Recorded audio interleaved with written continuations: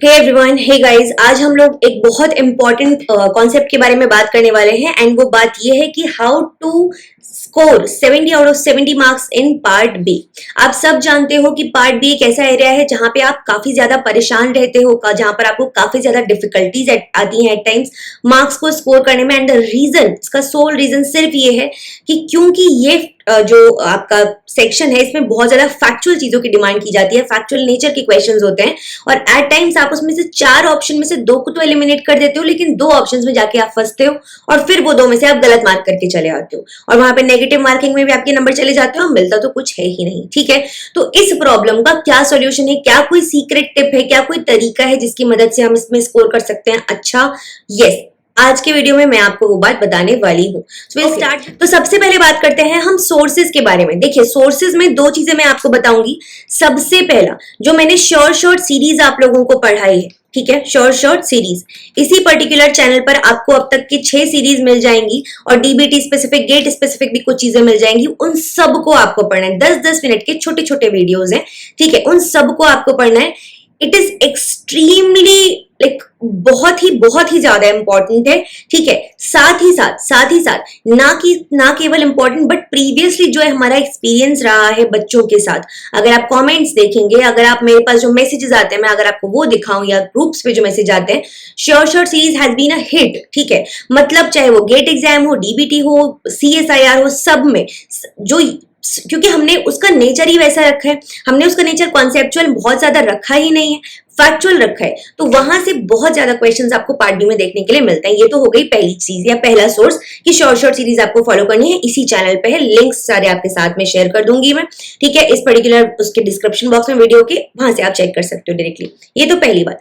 दूसरी चीज, जब हम सोर्सेज के बारे में बात करते हैं तो आप लोगों के लिए मैं डेली बेसिस पर एक काम करना शुरू करूंगी। अब ये डेली नहीं तो ऑल्टरनेटिवली, ठीक है, हम क्या करेंगे, आपके साथ 5 टॉपिक्स शेयर करेंगे, ठीक है, एंड वो 5 टॉपिक्स आपको क्या करना है, उनको पढ़ना है। वो 5 टॉपिक्स वो टॉपिक्स हैं जिनके आने की संभावना बहुत ज्यादा है एग्जामिनेशन में। सो आई विल ट्राई कि मैं आपको वो टॉपिक्स खुद से बढ़ा दूं, ठीक है, इफ नॉट 5 एटलीस्ट 2 पे मैं वीडियो बना दूं, बाकी एटलीस्ट आप होमवर्क के फॉर्म में करो, लेकिन मैं आपको कोशिश करूंगी कि एटलीस्ट 4 से 5 टॉपिक्स आपके साथ में ऑल्टरनेटिवली शेयर करूं और आप उन्हें कंप्लीट करते जाओ। ट्रस्ट मी ऑन दैट कि वो टॉपिक्स आपके साथ, आपके लिए हाईली क्यूरेटेड टॉपिक्स होंगे। क्यूरेट करके, उनको चेक करके, देख के कि भाई हाँ, इनके आने की प्रोबेबिलिटी बहुत ही ज्यादा है, वो वैसे रखा जाएगा और फिर आपके लिए वो वीडियो लेकर आया जाएगा। ठीक है, और जो जिस पे वीडियो नहीं मिलेगा आपको, वो मेक श्योर करेंगे कि हम उस पे भी अल्टीमेटली तो वीडियो दे ही दें, या फिर तब तक आप अपने जिस भी सोर्स को आप फॉलो कर सकते हैं, करते हैं, वहां से पढ़ सकते हैं। ठीक है, ये हो गई पहली बात।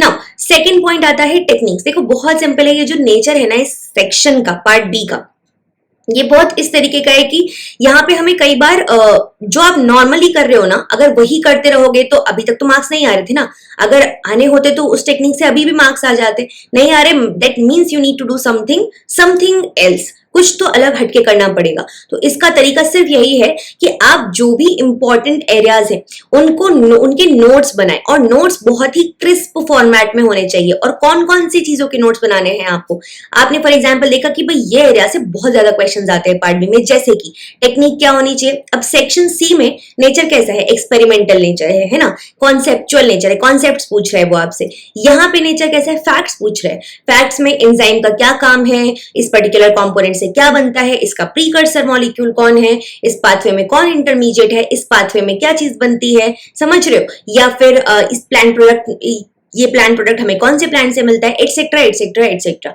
सारे फैक्चुअल नेचर हो गए। तो आपको जब पढ़ाई करे, while you are reading, while you are completing any unit, आपको ये मेक श्योर करना है कि जहां कहीं पे भी कोई फैक्ट आए ना, जस्ट मेक श्योर कि आप उसको तो हाईलाइट कर लो या फिर अपने नोट्स में लिख लो, उस पे फोकस करो। The only thing I want is उस पे आप फोकस करो। ठीक है, कि ये इंपॉर्टेंट पॉइंट है, इस पे से क्वेश्चन बन सकता है शायद पार्ट बी का। ये सोच के पढ़ाई करनी पड़ेगी कि शायद यहां से पार्ट बी का क्वेश्चन निकल के आ सकता है।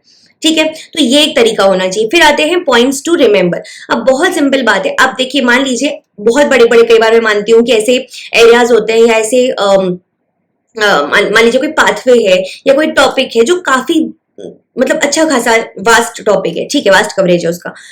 अब उस केस में आपको लगेगा कि भाई उसको कैसे याद रखें मैम, तो देखो बहुत सिंपल है इसका पहला तरीका एंड द बेस्ट तरीका है वो सिर्फ यही है कि आप रिवीजन कीजिए।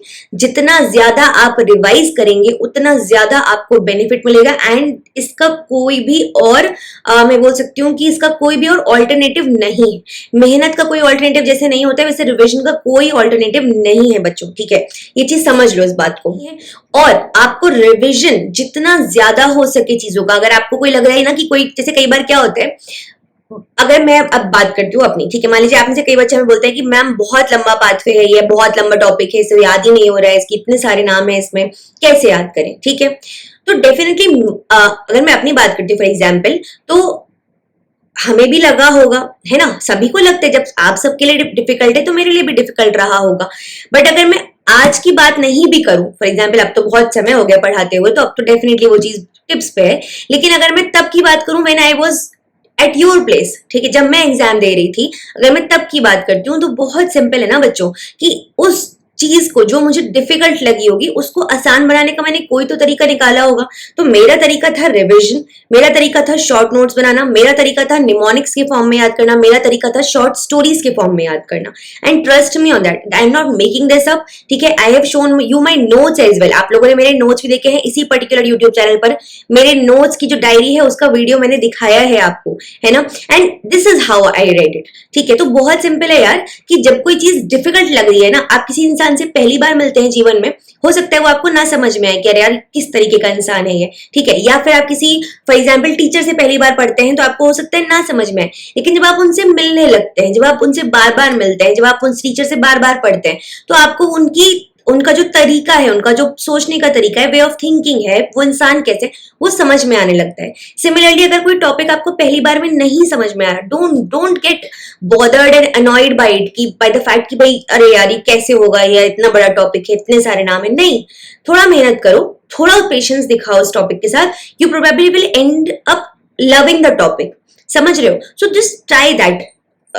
छोटी छोटी चीजें करने से ना बहुत बड़े बड़े कई बार रिजल्ट्स मिलके आ सकते हैं, ठीक है, निकल सकते हैं। तो वो करने की कोशिश करो instead of getting annoyed and मतलब क्विट करने की जगह ना कि अरे यार मेरे से तो नहीं हो पाएगा ये टॉपिक, मैं छोड़ देता हूँ, या मैम स्किप कर देता हूँ, ये टॉपिक ही छोड़ देती हूँ, वो करने की जगह थोड़ा सा ट्राई करो, ठीक है। और अगर ट्राई करने से भी नहीं हो रहा ना बार बार, तब फिर ठीक है, कोई दूसरा टॉपिक सिलेक्ट कर सकते हो, बट कोशिश तो पहले करनी ही पड़ेगी।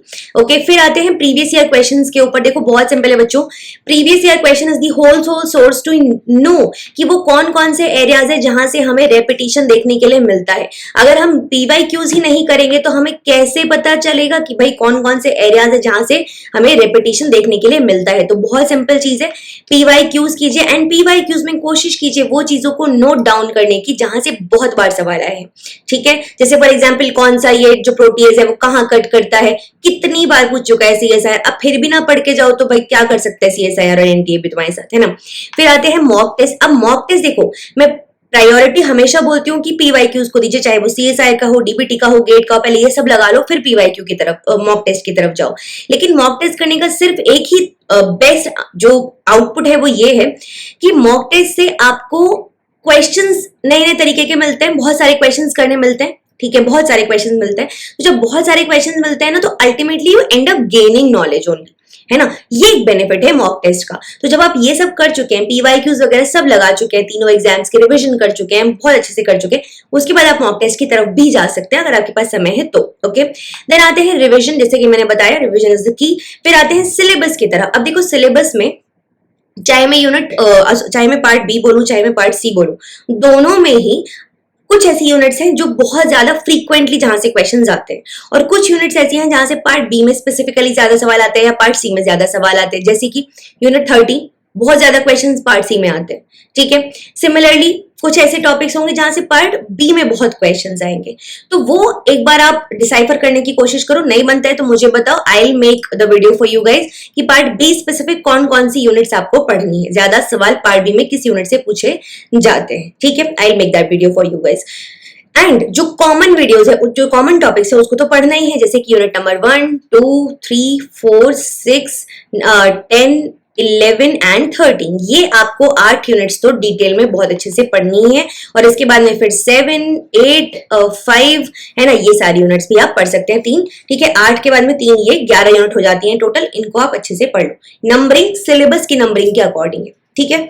चलो, so this is all about this particular video. I hope आप लोगों को बातें समझ में आई हो जो भी मैंने आपके साथ शेयर की। एंड मेक श्योर कीजिए आपने चैनल को सब्सक्राइब कर रखा है, क्यों? क्योंकि जितनी भी वीडियोस आने वाली हैं, अपकमिंग चीजें आने वाली हैं, वो सब आपके साथ यहीं पे शेयर करूंगी मैं, ठीक है। Part C specific question of the day series तो चली रही है, पार्ट बी स्पेसिफिक अब हम कुछ चीजें शुरू करने वाले हैं यहाँ पर। और वो सिर्फ पार्ट बी स्पेसिफिक भी नहीं होगी, बी सी दोनों के लिए होगी, बट बी के लिए हम ज्यादा चीजें लेकर आएंगे, ठीक है। तो this is all about it. अपना ख्याल रखो, take care everyone, bye. Also अगर आपको कोई चीज याद नहीं होती है, कोई भी पॉइंट है, कोई भी मेटाबॉलिज्म है, कोई भी पाथवे है, याद नहीं हो रहा है ना, तो मेक श्योर करो मुझे कमेंट सेक्शन में बताओ। I try making a video for that कि भाई आपको पाथवे किसी भी तरीके से स्टोरी फॉर्मेट में, निमोनिक फॉर्मेट में याद करवा सकूं, ठीक है। चलो, take care everyone, bye bye.